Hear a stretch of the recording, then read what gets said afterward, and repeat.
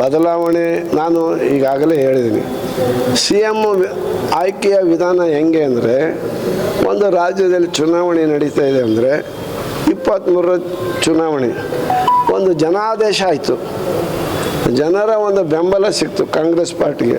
ಆವಾಗಲೇ ಜನರು ಹೇಳ್ತಿದ್ರು, ಇಲ್ಲ ಮುಖ್ಯಮಂತ್ರಿ ಸಿದ್ದರಾಮಯ್ಯ ಆದರೂ ಒಳ್ಳೆಯದು ಅನ್ನೋ ಒಂದು ಇದರಲ್ಲಿ ಎಲ್ಲರೂ ಕೂಡ ಅಹಿಂದ ವರ್ಗದವರು ಎಲ್ಲ ಇತರ ಸಮುದಾಯದವರು ಎಲ್ಲರೂ ಸೇರಿ ಕಾಂಗ್ರೆಸ್ಗೆ ಹಾಕಿದರು. ಕಾಂಗ್ರೆಸ್ಸು 135 ಸ್ಥಾನವನ್ನು ಗಳಿಸ್ಕೊಳ್ತು. ಆಮೇಲೆ ಶಾಸಕಾಂಗ ಸಭೆ ಕರೀತಾರೆ, ಒಬ್ಬ ಮುಖ್ಯಮಂತ್ರಿನ ಯಾರು ಮಾಡಬೇಕು ಅಂತೇಳಿ ಹೈಕಮಾಂಡ್ ಬರ್ತಾರೆ. ಹೈಕಮಾಂಡ್ನವ್ರು ಬಂದು ಎಲ್ಲ ಶಾಸಕರ ಅಭಿಪ್ರಾಯವನ್ನು ಪಡಿತಾರೆ. ಅಭಿಪ್ರಾಯ ಪಡೆದಂಥ ಸಂದರ್ಭದಲ್ಲಿ ಸಿದ್ದರಾಮಯ್ಯನವ್ರ ಪರವಾಗಿ ಶಾಸಕರು ಅಭಿಪ್ರಾಯ ಪಡ್ತಾರೆ, ಇವರೇ ಮುಖ್ಯಮಂತ್ರಿ ಅಂತೇಳಿ ಸಮ್ಮತಿಸಿ ಹೈಕಮಾಂಡು ಇವರನ್ನು ಮುಖ್ಯಮಂತ್ರಿಯ ಮುಖ್ಯಮಂತ್ರಿಯ ಅಭ್ಯರ್ಥಿಯನ್ನಾಗಿ ಮಾಡ್ತಾರೆ. ಅವತ್ತಿನಿಂದ ಇವತ್ತಿನವರೆಗೂ ಕೂಡ ಮುಖ್ಯಮಂತ್ರಿಗಳಾಗಿ ಸಿದ್ದರಾಮಯ್ಯನವರು ಮುಂದುವರೆದಿದ್ದಾರೆ. CM ಸಿದ್ದರಾಮಯ್ಯನವರು 23ನೇ ಚುನಾವಣೆಯ ಸಂದರ್ಭದಲ್ಲಿ ಕೊಟ್ಟಂಥ ಭರವಸೆಗಳು ಏನದಲ್ಲ, ಗ್ಯಾರಂಟಿಗಳು, ಆ ಗ್ಯಾರಂಟಿಗಳನ್ನು ನೋಡಿ ಹೇಳೋರು ಬೇರೆ ಪಾರ್ಟಿಯವರೆಲ್ಲ, ಇವರು ಎಲ್ಲಿ ಕೊಡೋಕ್ಕಾಗುತ್ತೆ, ರಾಜ್ಯ ದಿವಾಳಿಯಾಗಿ ಹೋಗುತ್ತೆ, ರಾಜ್ಯ ಪಾಕಿಸ್ತಾನದ ಆರ್ಥಿಕ ಸ್ಥಿತಿ ಹೆಂಗೆ ಹದಗೆಟ್ಟೋಗಿದೆ ಹಂಗಾಗುತ್ತೆ ಅಂತ ಹೇಳಿದರು. ಆದರೆ ಸಿದ್ದರಾಮಯ್ಯ ಒಬ್ಬ ದಕ್ಷ ಆಡಳಿತಗಾರ, ಆರ್ಥಿಕ ತಜ್ಞ. ಇವರು ಅದನ್ನೆಲ್ಲವನ್ನು ಕೂಡ ನಿಭಾಯಿಸಿ 60,000 ಕೋಟಿ ರೂಪಾಯಿಯಷ್ಟು ಹಣವನ್ನು ನೇರವಾಗಿ ಜನರಿಗೆ, ಯಾವ ಮಧ್ಯವರ್ತಿಗಳ ಅವಳಿ ಇಲ್ಲ, ಕಮಿಷನ್ ಇಲ್ಲ, ಯಾವುದಿಲ್ಲ, ನೇರವಾಗಿ ಅವರು ಉದ್ಧಾರಕ್ಕೆ ಹಣವನ್ನು ಇವತ್ತು ನೇರವಾಗಿ ಅವ್ರಿಗೆ ಕೊಟ್ಟು ಉಪಕಾರ ಮಾಡಿದ್ದಾರೆ. ಒಳ್ಳೆಯ ಆಡಳಿತವನ್ನು ನಡೆಸ್ತಾ ಇದ್ದಾರೆ. ಇಂಥ ಸಂದರ್ಭದಲ್ಲಿ ಅವ್ರನ್ನ ಬದಲಾಯಿಸಬೇಕು, ಬೇಡವೋ, ಇರಬೇಕು, ಮುಂದುವರಿಸ್ಬೇಕು ಅನ್ನೋ ನಿರ್ಧಾರ ಮಾಡೋರು ಯಾರು? ಹೈಕಮಾಂಡ್ನವರು. ಅದರಿಂದ ಹೈಕಮಾಂಡ್ ಏನು ತೀರ್ಮಾನ ಮಾಡ್ತಾರೋ ಅದನ್ನೇ ನಾನು ಸ್ವಾಗತ ಮಾಡ್ತೀನಿ ಅಂತಲೂ ಹೇಳಿದ್ದಾರೆ. ಸಿದ್ದರಾಮಯ್ಯನವ್ರು ಹೇಳ್ಬಿಟ್ರು, ಸ್ವತಃ ಹೈಕಮಾಂಡ್ ತೀರ್ಮಾನಕ್ಕೆ ಬಿಟ್ಟಿದ್ದು, ಹೈಕಮಾಂಡ್ ಏನು ಹೇಳ್ತಾರೋ ಅದು ನಾನು ಮಾಡ್ಕೊಂಡು ಹೋಗ್ತೀನಿ ಅಂತ ಹೇಳಿದ್ದಾರೆ.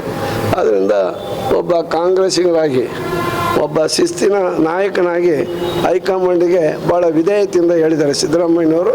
ಅದರಿಂದ ಹೈಕಮಾಂಡು ಕೂಡ ಎಲ್ಲೂ ಕೂಡ ಹೇಳಿದ್ದಾರೆ, ಎಲ್ಲಿ ಹೇಳಿಲ್ಲ ನಾಯಕತ್ವ ಬದಲಾವಣೆ ಅದು ಇದು, ಈ ಅಪಸ್ವರನೇ ಮಾತಾಡಬೇಡ್ರಿ ಅಂತ ಹೇಳಿದ್ದಾರೆ ಅವರು. ಅದ್ರ ಬಗ್ಗೆ ಎಲ್ಲ ಮಾತಾಡಬಾರ್ದು ಅಂತಲೂ ಕೂಡ ಹೇಳಿದ್ದಾರೆ. ಅದರಿಂದ ನಾನು ಅದ್ರ ಬಗ್ಗೆ ಮಾತಾಡಲ್ಲ. ಗೊಂದಲ ಇದೆ, ಆದಷ್ಟು ಬೇಗ ಬಗೆಹರಿಸ್ತೀನಿ ಅಂತ ಹೇಳಿದ್ದಾರೆ.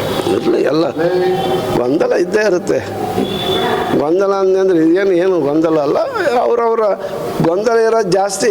ಮಂತ್ರಿಮಂಡಲ ಮಾಡಿರಿ ಅಂತ, ಮಂತ್ರಿಮಂಡಲ ಪುನರ್ರಚನೆ ಮಾಡಿರಿ. ಮೊದಲನೇ ಸಾರಿ ಆಯ್ಕೆ ಇದ್ದಾರೆ, ಯಾಕೆ ಕೊಡಬಾರ್ದು? ಕೊಡಬೇಕು. ಅವ್ರನ್ನ ಮುಂದಿನ ನಾಯಕರನ್ನಾಗಿ ಮಾಡ್ಬೇಕಾ? 2ನೇ ಬಾರಿ ಆಧಾರನೂ ಕೂಡ ಮಾಡಬೇಕು, 3ನೇ ಬಾರಿ ಆಧಾರನೂ ಮಾಡಬೇಕು.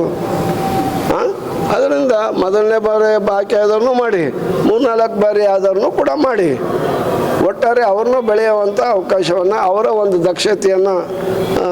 ದಕ್ಷತೆಯಿಂದ ಕೆಲಸ ಮಾಡುವಂಥ ಒಂದು ಅವಕಾಶವನ್ನು ಪಾರ್ಟಿ ಮಾಡಿಕೊಡ್ಬೇಕು ಅನ್ನೋದು ನನ್ನ ಅಭಿಪ್ರಾಯ.